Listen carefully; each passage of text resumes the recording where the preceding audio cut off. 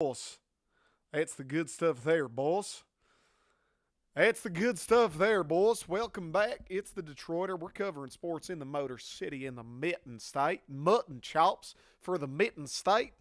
Welcome back, y'all. It's a dandy to be here. Cotton candy skies and the dandelions are humming like a mockingbird on a pecker tree. I don't know. I don't. I've had a cup and a half of coffee, so I don't know. That's really all I have to say about what the accent was for. Welcome back, though. It's good to have everybody here. Hopefully your weekend was good. Hopefully you're having a nice day today. Hopefully things are well. You're jiving, you're grooving, you're pumping, this and that. You won your Super Bowl bets. Hopefully State won on Sunday against Ohio State. Hopefully the Red Wings won again. Hopefully you're happy. Hopefully your girlfriend kissed you. Hopefully your mom baked you your favorite dinner. Hopefully things are well in life. I'm going to be honest with you right now. I'm recording this early. I don't usually do this. A lot of people do the whole, all right, let's record the episode and then we put it out next week. I'm more of a let's record the episode and then I'll put it out tomorrow kind of guy. That's just how I work. And listen, it's not because I'm lazy. It's not because I failed to plan ahead. It's not because I don't want to do the work a week in advance. No, no, no, no. It could never be any of that. It's because I want you to get the real reactions. I want to come on here 20 hours after MSU plays. I want to come on here after the Red Wing game, the final horn sounded. That's what I want it to be. I'm not going to be able to do that this week. I'm recording these in advance. Today is February 10th. The moment you're hearing my voice, it is February 10th in the world I'm in, this reality of mine. This one will come out February 15th. February 14, Valentine's Day, maybe one of those days. So I don't know what happens in the Super Bowl. I don't know what happens in the Michigan State Ohio State game. Michigan State playing hockey tonight as well. I don't know what happens in that game either. I don't know anything that you know. Think about that for a second. You thought Interstellar was sweet? Try The Detroiter by Nick Bradley. Chris Nolan. I'll teach you a thing or two, buddy. This reality, I don't know a thing that you know. Now I'll tell you why I'm doing it this way. Oh shit! I'll tell you why I'm doing it this way when I never do. Um, I got a friend coming in town in about 4 hours. Gonna go pick him up from the airport. They're gonna be here until Wednesday of the week that you're hearing this. So maybe they're already gone by the time you heard it. But what that means is this weekend, which most weekends, if we're being totally transparent, I'm not gonna get shit done. There will be no productivity. There will be no recording. There will be no new episode made this weekend. And what that also means is Monday, Tuesday, Wednesday next week while they're here, there also will be nothing done. There will be no productivity. I'll be happy to go to the gym. And that's it. It's just going to be hanging out, having a good time, taking them to see the sights and that good stuff. No podcast. I'm not going to make them go anywhere. It's a short trip. They're only here for a few days. It's 3 days of a work week that I can miss, I can do without. So I don't want to skip the pod. Like, I don't want to leave you with a week. It's not even Christmas. It's not the 4th of July. It's not even my fucking birthday. I don't want to leave you a week without any content, without any episodes. So I'm going to record a couple in advance and we'll put them out next week. And hopefully you enjoy them. Hopefully they get you to work. Hopefully they get you through the workday, whatever the case is, however you're listening. Hopefully these episodes do the job you need them to do. Um, so, in the spirit of that, since I am not going to be reacting live to any of these football games, any of the basketball games, and nothing like that, we're just going to talk about like the general state of a couple of these teams. Now, I'm going to record two of these. I'm going to record two episodes of the Detroiter for next week. So that's two separate kind of states of teams. I'm going to do today. We're going to talk the Red Wings. I mentioned this on, I believe, Wednesday's episode last week. We're going to talk the Red Wings and just what's up exactly. What's going on with the Red Wings? Like where exactly is this thing fucking going? Where exactly are we? So we're going to talk Red Wings and then the other episode this week we'll talk the Lions, which will be a little bit more upbeat, a little bit more positive. We'll talk about kind of the season in review, a little bit going forward. And like I haven't done a formal Lions year in review, right? I haven't done a formal only Lions episode, but I've talked about him a few times. Like I've talked about how this season went. I've talked about the expectations for next year a few times. Um, I just can't get enough though. I can't get enough. Hutch comes in runner up last week for Rookie of the Year voting. I can't get enough. And how could you get enough? Right? So we'll talk about the Cats. We'll do a little bit more in depth, and we'll just keep it an all MSU episode, so it should be pretty good. And on top of that, I'm planning to, we'll see if I get this done. I'm planning to record like two more just have fun club videos, just two more random shit. Two more we're going to talk about, I don't even know. Two more whatever. Two more, why do my White Sox not get clean when I put them in the wash? You know what I mean? Like what? Explain that one to me. Two more of, how about a bonfire that doesn't make your clothes smell? We just get a vape coil, a jewel coil, and everybody gets warmed up by one of those. I don't know, strawberry cream. I wouldn't hate going to the bar smelling like that. This bonfire, my sheets smell, my couch smell, this shirt smell, everything smells with the bonfire. How about a vape coil? And we just huddle around that for a couple hours at nighttime. Just whatever really comes to mind. It could be anything. It could be everything. I'll put a couple of those out this week as well. So we'll keep you fed, right? We'll keep the content coming. Just because I'm gallivanting around having the time of my life doesn't mean that you won't get any videos. I refuse to allow that to happen, so we won't allow that to happen. All right, so let's get into it. I'm just looking up one thing. When did Steve come back to Detroit? When did he? April 2019. Okay, okay, okay. Um, I know in last week's video, for whatever reason, I said 2017, dude. I swear to God, it was 2017. No? I swear Steve came back. I swear it was April 2017. I don't know why. I swear to God. That makes the tone of this video a little bit different, or this podcast. Because I thought we were going on year 6. I did. And we're only going on year 4, which I don't know how much better that is. Obviously, it's a little bit better. You get a little bit more time. There's a little bit more patience to be allowed, but year 6 would have been a problem. What I want to talk about, the Red Wings, no shit, and I want to talk about where they're at. I want to talk about when this thing's going to get going. Similar to kind of what I mentioned on Friday's episode with the Pistons and the Wiseman trade and Troy Weaver. I've been told so much about how great Steve Yzerman is. And here's the thing too, I don't want to come on here, and I feel like I say this a lot, but I don't know who's here for the first time. I don't know who is listening and is like, this guy thinks he knows it all. I reiterate this a lot, so for the people who listen every week, I'm sure you're probably sick of me saying this shit, but I don't want it to seem like I'm some NHL fucking expert. Like I'm some analytical, I could be in a front office. I know how who should get money, who shouldn't. I know how to make deals. Like I don't want to come off like I'm some hockey savant. I don't. I really don't, and I'm not. But I watch the Red Wings a good deal, I would say. I think I have a pretty good eye for who's a good player, who's a bad player, who's an okay player. I think I have a pretty good eye for that's a good team, that's a bad team, that's an okay team, right? And I think I have a pretty good eye for improvement. Yes, you look at the Red Wings this year, 2022, 2023. This team is better than the previous 3 years of Steve Yzerman's reign. This is the best team that he's put on the ice. There's no question about it. Just from the standpoint of talent, standpoint of how they play, like take the points, take the record, take the numbers aside. You watch these guys play a hockey game. This is the best team Steve Yzerman has put together.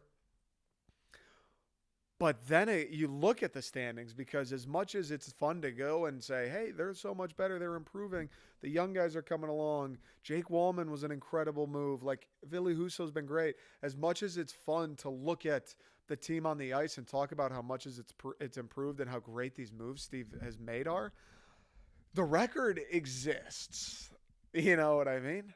The playoffs, you don't get into those by how'd the team look compared to 2015. That doesn't do it, really. That's not how you get a chance to fight for the Stanley Cup. No. They do look at the points at the end of the day, and the points are determined by wins, losses, and overtime losses.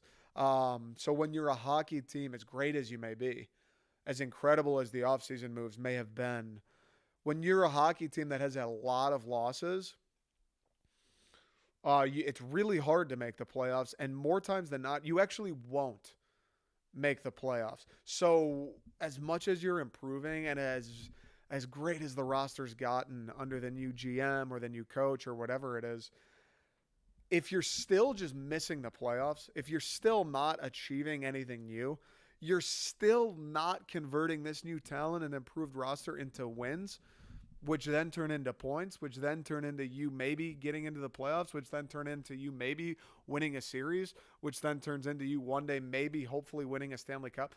At some point, we do have to look at the numbers. We do have to look at what actually happens.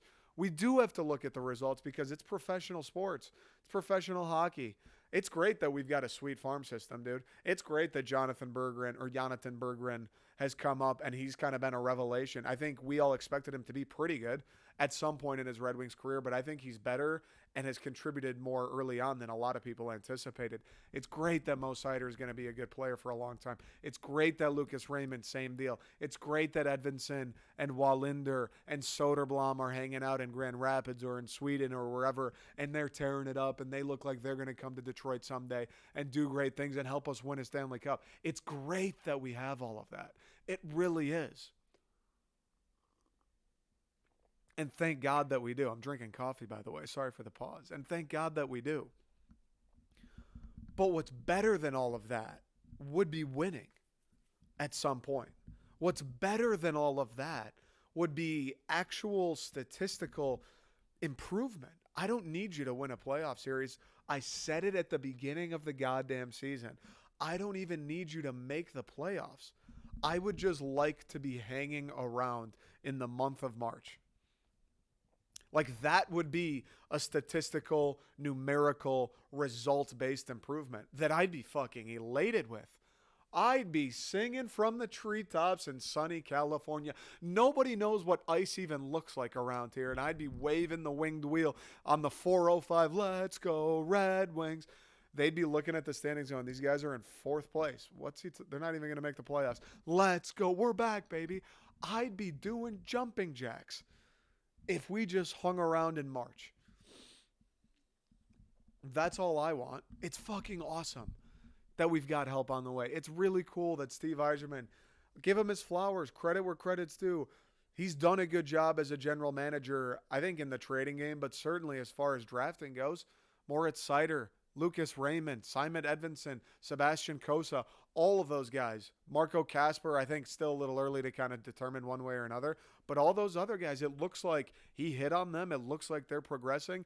And it looks like they're going to carry out a player arc where they become, at the very least, productive NHL players and hopefully something more than that. And I know that they're young. And I know that they need experience. And I know, Mo Seider was Steve Yzerman's first draft pick in Detroit. And I know that Mo Seider's still crazy young. What is he, 21 or 22 or something? I know that. I know that these guys, it's not like we're talking about Yzerman's draft picks who have matured into veterans who've been in the league for 6-7 years and should have the ropes by now and should know what it takes to win. I understand where we're at, where a lot of these core players are at, where the high-end talent is in their careers as far as the Red Wings young players go. But I don't know. Like at some point there needs to actually be a progression in the results. That's kind of how I feel. And I don't want this to be misconstrued. And like I said at the top, it's a little different. For some reason, I was thinking April 2017, Steve took over. 2019 is a little different. But I know it's a little misconstrued. I don't want it to be misconstrued. That I'm sitting here going, we got to start asking questions about Steve Yzerman. Maybe we should start shopping around. When does the panic button, where the hot seat, when's that come along? I don't want to sit here and act like that's how I'm feeling or what I'm thinking. But I am starting to be like, all right, like we have to win again at some point. It can't just be hang on, hold on, wait for the young guys, hang on a second, let these guys progress. Whoa, hold your horses. Let Steve get his guys in there. Hang on a second. It's only been 5 years. Like at some point we do need to start winning. Because your success is not measured by how many sweet rookies you have. It's not measured by how great everybody's doing in Grand Rapids. At some point, your success needs to be measured by how many games does your NHL club win. Do they make the playoffs? Do they win playoff series? Like, That's what's fucking crazy about all of this. I'm not even sitting here talking. We're about to be in year 4, or the 4th full year of Steve Yzerman's tenure here. We're not even talking about, all right, are we getting close to being ready to win a playoff series? I'm not even talking about making the playoffs at all. It's about to be the 4th full year of Steve Yzerman's tenure in Detroit. And I'm sitting here talking about, okay, are we going to be ready to maybe make the playoffs? Are we going to be in a spot to maybe hang around and keep it close and miss the playoffs by 4 points? Are we going to be in a spot in year 5 season? Are we going to be in a spot where at the end of the season we're like, oh, shoot, well, it was a good year. We only missed the playoffs by 6 points. Are we even going to be there? I'm not talking about winning playoff series or lifting a Stanley Cup. Are we going to be close? That's like one of these seasons soon here. I don't really know. And every year that goes by and we don't get any closer statistically, like as much as improved this year's team is, we're in the same fucking spot. We're a bottom 5 team in the league, bottom 6 team. We're not a good team in the NHL. We have very few points compared to most teams. I understand we're in a great division. I don't fucking care. I don't care. Figure it out. Michigan State, Ohio State, Penn State, Michigan. They're in a great division. Figure it the fuck out and win games. We're again. It's much improved. We got Andrew Copp, Jake Wallman, Ben Sherratt, Ville Husso. The rookies are a year older. All these guys. We're in the same fucking spot as far as points go. We're not even sniffing. Nobody cares about the Red Wings. We're not on anybody's radar. There's not a single coach at home right now going, God damn, I hope we don't have to see the Detroit Red Wings at some point. Nobody. They're inviting the Red Wings into their building. Hell yeah. Hell yeah, boys. We get to go to Detroit. We needed to get off the schneid. Let's go get 2 points tonight. When? When does that end? When do we quit being the doormat? That's what I'm talking about. And that's what gets me frustrated. That's what makes me say things that may seem like I'm going, what the fuck, Steve Yzerman? Which I'm not. I'm great at patience. I think I'm a very patient person. But that's what gets me going is we're not talking about the playoffs. I'm talking about when are we done being the doormat? It's about to be the 4th full year. We've got some of Steve Yzerman's guys. We've got Lucas Raymond. We have Moritz Seider. Berggren's on the team. Soderblom's played a bit. Veleno's been in the lineup. Zadina just came back and he scored, which was sick to see. Fucking hats off, Phil Zadina. Love to see that for that guy. I mean, despite the injury, just a dude who was supposed to be a goal scorer coming out and has really struggled his whole career. And then the long-term injury. Good to see him score one at home. But it's like we've got some of these guys now. Larkin's in his prime. Bertuzzi, he's a good player. Fuck, he can't stay on the ice for the life of him. We made that deal for Verona, and he's had his problems. But like we've got these things going for us, or so it seems. And then you look at the standings, and we're still the fucking doormat. We still live in the basement. Jonathan Berggren, oh my goodness, what a revelation he's been. What a season he's having. We're in the fucking basement still. Like, it has to turn around at some point, right?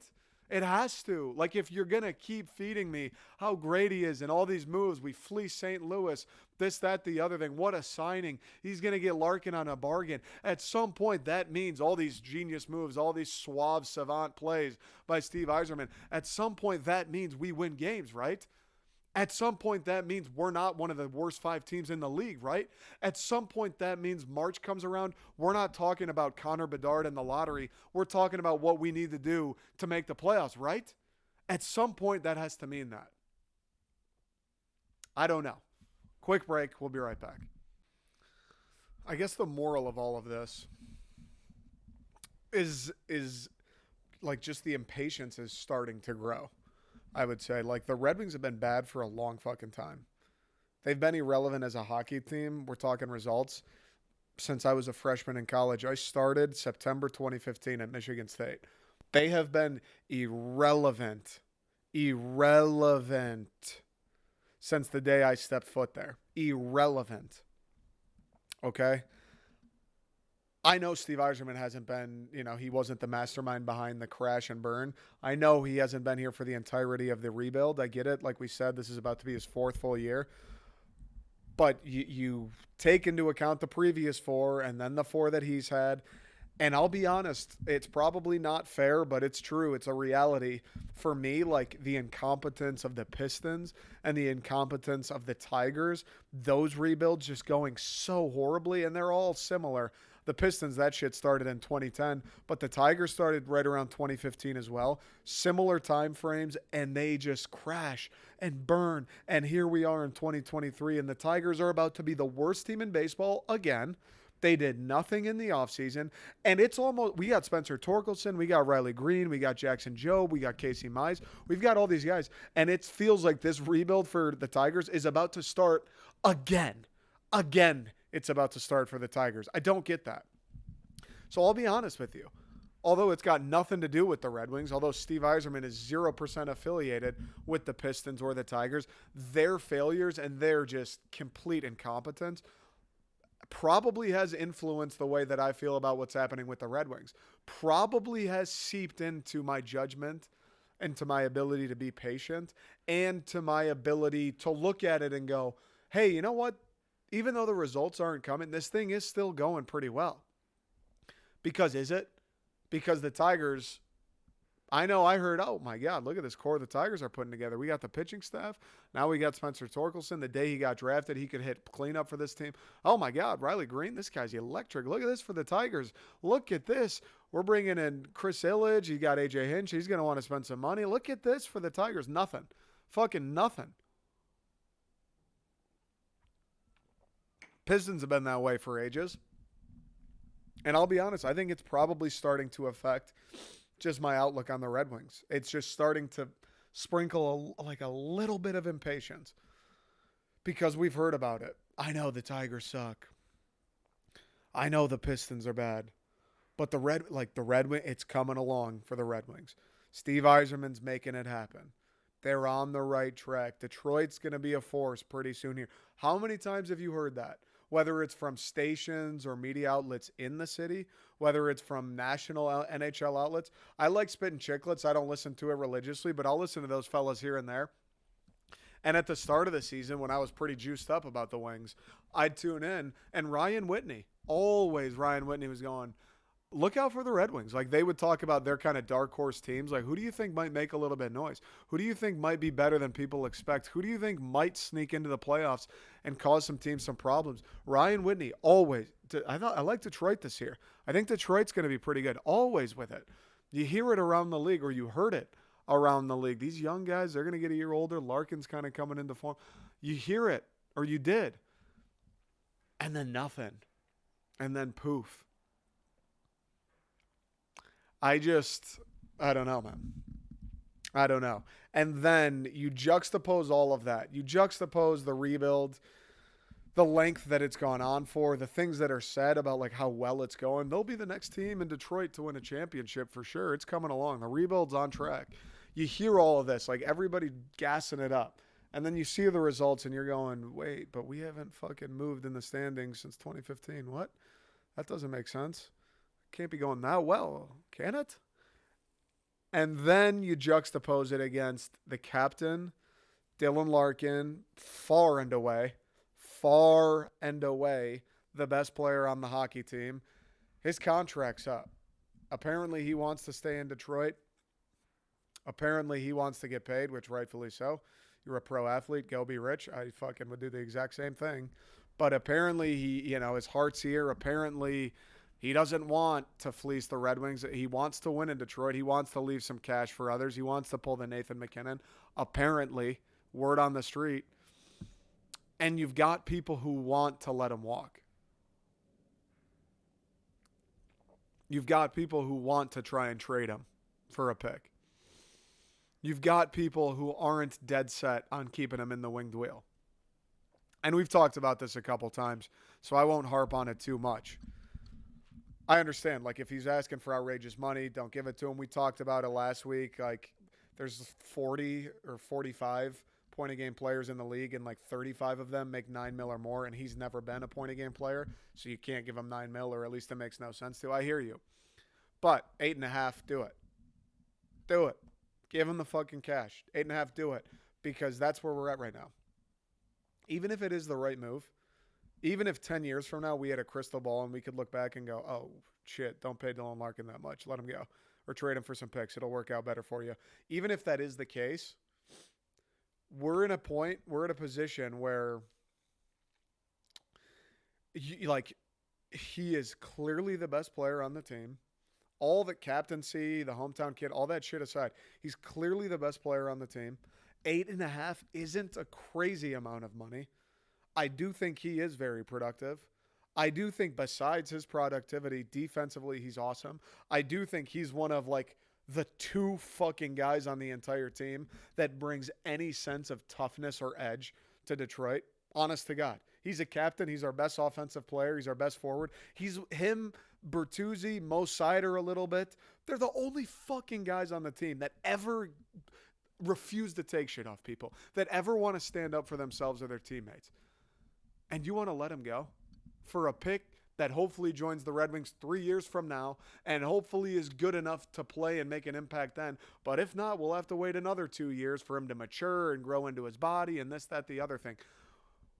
We're already at the point where, Steve, we're wrapping up year 4 and you've got nothing to show for it. Nothing. All you've got to show for it are pretty good draft picks that have led to losses. That's it. That's all you have to show for it.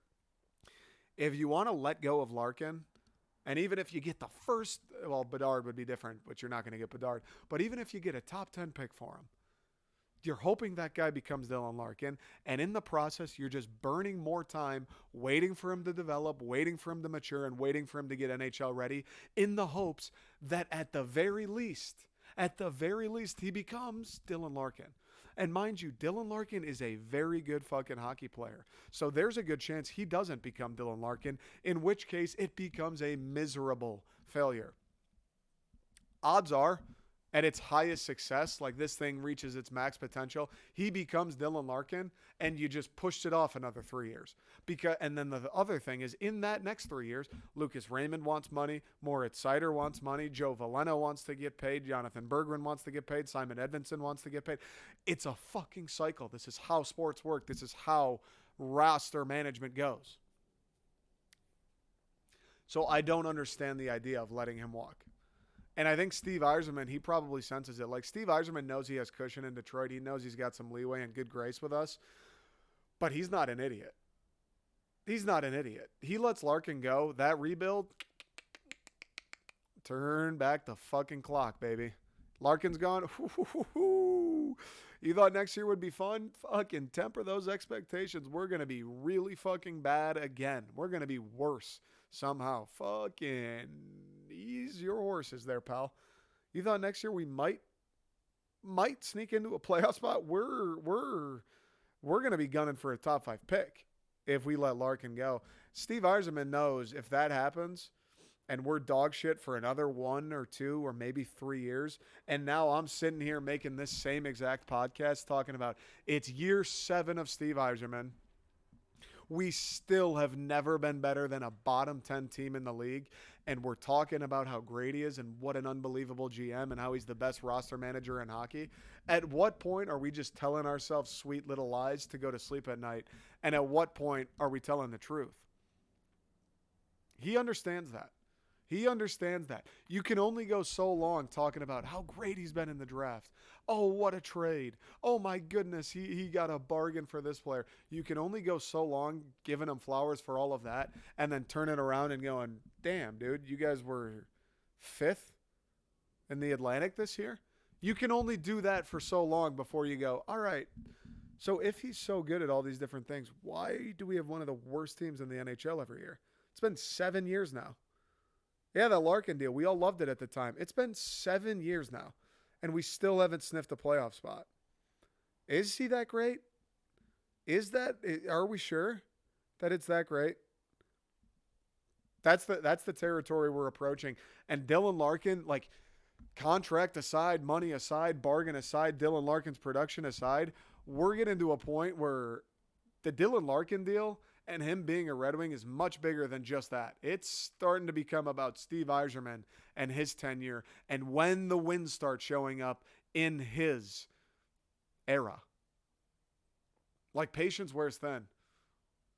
You keep losing for another season or two, it will. I know he's Steve Yzerman. I know what he did in Tampa. You keep fucking losing. You live in the cellar for a couple more years, it's going to wear thin. And Dylan Larkin ain't helping that. I promise you. Letting him go ain't going to get you out. I promise you. Because nobody who wants a Dylan Larkin is giving you the Bo Horvat back. You're not getting a ready, prime, 27-year-old first-line center back for Dylan Larkin. You're going to get a pick. You're going to get a guy who needs 3 years before he does anything. I don't know. I'm just so tired of the Wings being nothing. I don't know. I just want to win. I just want some stakes. I want to see him in the playoffs. Fucking cold coffee is so bad, dude. Oh my God, dude. This coffee, ugh. I don't know how people microwave their coffee either. That shit is disgusting. All right, folks. That's all I got today. I appreciate you listening. Hope you have a wonderful week.